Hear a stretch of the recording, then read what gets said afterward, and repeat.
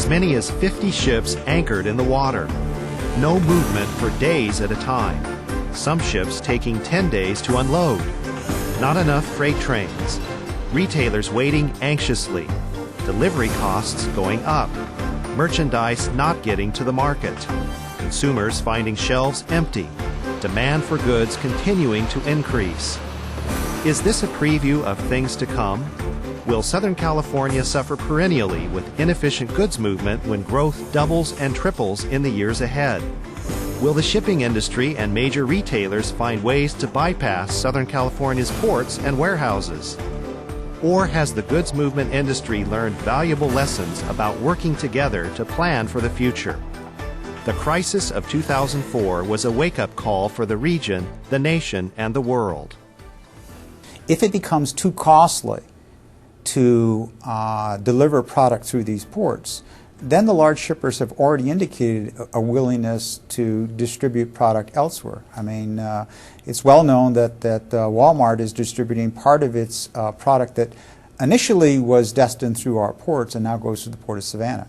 If you're looking at the decision from an economic point of view, having a vessel sit out there for 10 days, or you're looking at having that vessel go through the Panama Canal to a port in Savannah, then the calculation will make some sense at certain times.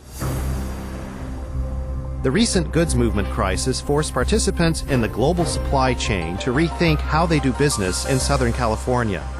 While many of the world's major ports experienced increased levels of congestion, local ports were particularly hard hit. The crisis magnified the already integral role these ports play in bringing foreign-made products to the U.S. market. Over the course of 5 months, over 100 ships were diverted from Los Angeles and Long Beach to other ports north, south, and east.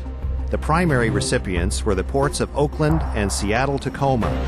Some of the diverted ships and cargo may never come back to Southern California. As larger ships delivered more containers than ever before, trucks were caught in delays and could not keep up with the growing stacks of loads piling up at the docks. Ships at anchor burned more bunker fuel than necessary while waiting to unload, adding to the concerns about air quality. Every day that a ship sat idle in the water cost the shipping company between $50,000 to $100,000. Growth in cargo placed renewed pressure on a stressed rail system and highway network.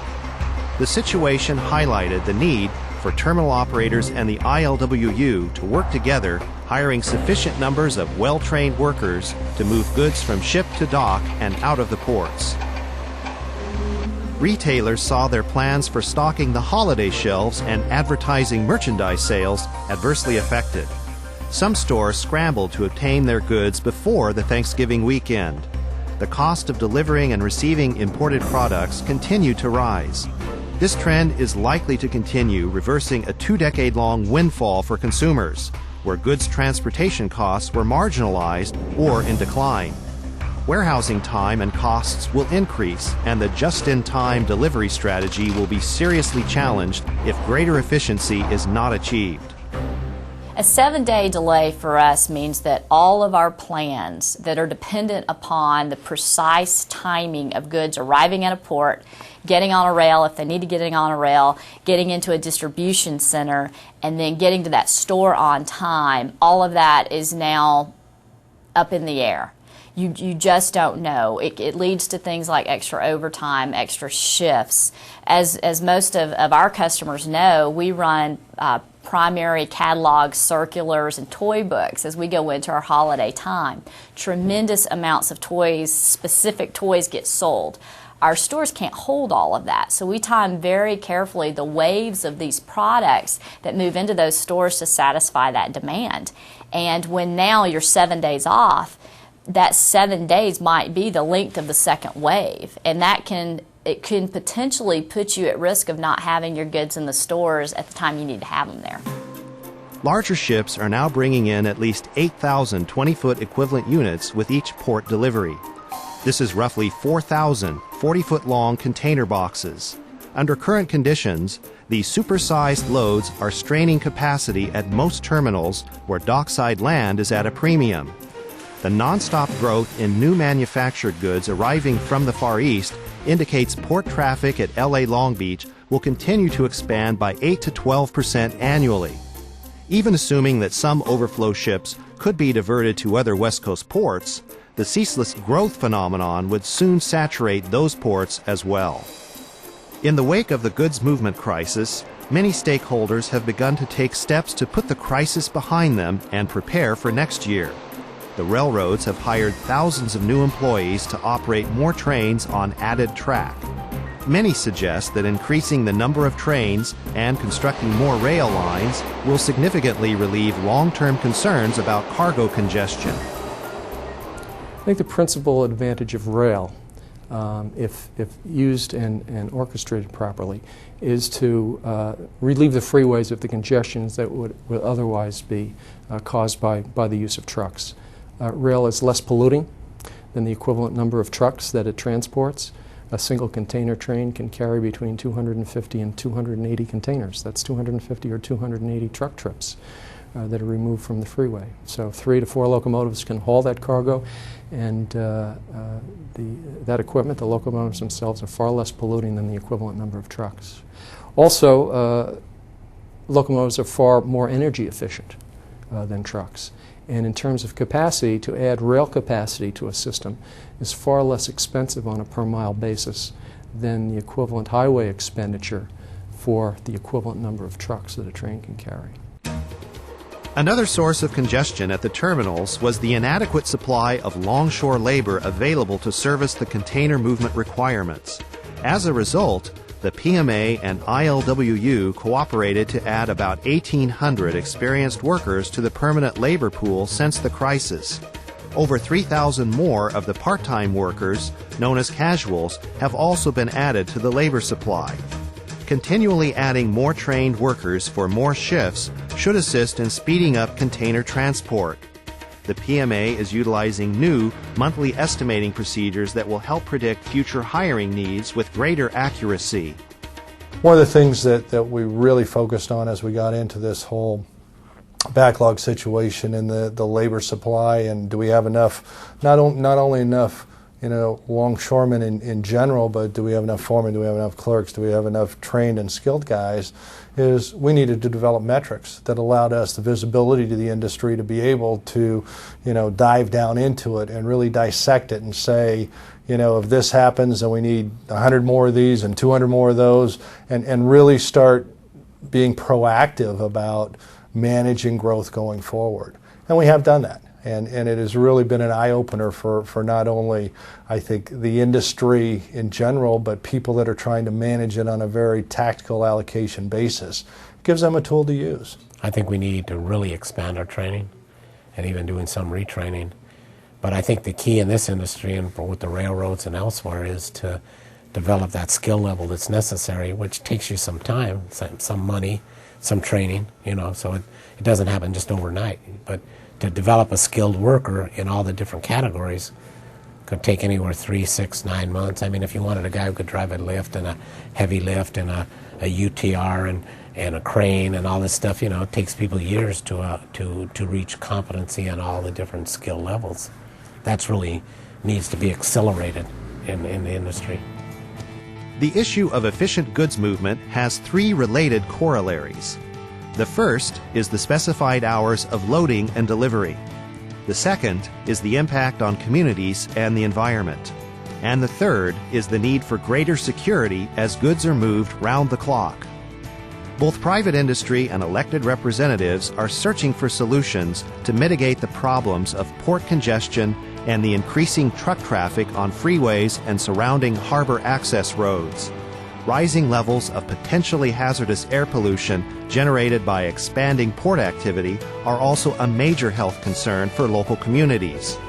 The demands of trade growth will force solutions on terminal operators and warehousing facilities, invariably requiring extended hours of operation. If industry doesn't develop a viable solution with economic incentives for after-hours operations, the state legislature will enact new laws mandating fines for marine terminals where trucks idle for extended periods. As far as gate activity and trucks coming into and out of the terminals, it's basically a 7 a.m. to 6 p.m. Proposition at this point. The Peer Pass program really encourages pickups after hours. The industry really has initiated this by establishing this Peer Pass program. It's a special entity that will be collecting revenue from all the truck trips throughout the day and then rebating those truck trips that occur during the off hours. Again, it's a way to spread the volume throughout the day. We hope that it will have air quality benefits where you're not going to have this congested terminal and congested freeways during compressed hours of the day, and really spread that volume throughout and really wring some more efficiencies out of the existing infrastructure and the terminals that we currently have. New technology at gates will allow for greater scrutiny of drivers and loads. The new automated check-in systems can track drivers and loads on a security-approved database. If the load and driver are cleared by the tracking system, efficiency is served and security is maintained. Larger vessels are creating new concerns for the LA Long Beach harbor. Though some of the terminals can handle the larger ships, the amount of cargo they hold can require as much as 140 acres on dockside. Multiple ships in port pose a land storage problem. Efficient movement of trucks and rail cars while unloading the larger ships will be critical in keeping land use manageable. The new tracking technology is one way to make land use more efficient. The advantage of having extended gate hours is that our terminals cannot really grow much anymore. We've pretty much maxed out on the amount of land that we have available in both ports. We're able to grow a little bit in LA, and I think Long Beach probably a little more.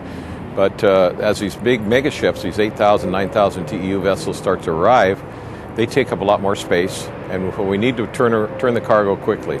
We need to make this a transit dock, not a storage dock, at all these facilities. The ideal situation is get your container off the ship, pick it up, and leave, whether it goes out on rail or goes out by truck. Despite the challenges, the industry did manage to move large volumes of cargo during 2004 and did get most goods to store shelves by Christmas.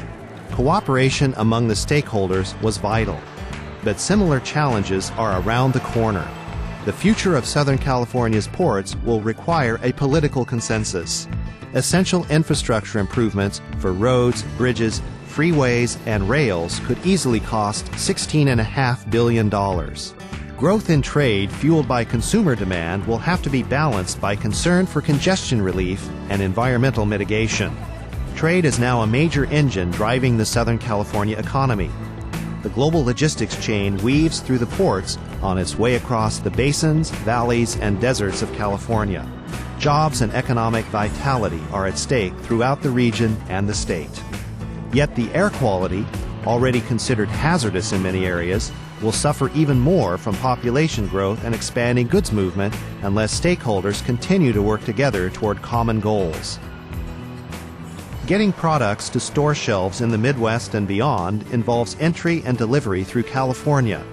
In that respect, the challenges facing the local ports are also the nation's challenges. The Federal Department of Transportation is opening an office in Long Beach as part of the Southern California Gateway Initiative to keep the goods flowing rapidly to all parts of the country. The pool of stakeholders continues to expand, now encompassing Sacramento and Washington, D.C., as well as all of the consumers in the states affected by cargo trade. As a national concern, the growth of goods movement will depend on federal, state, and local agencies working together, along with labor, shipping, trucking, warehousing, and retailing. Elected representatives, regulatory groups, and community activists have a role ensuring safety, health, and quality of life. The balancing act will continue as far as the eye can see.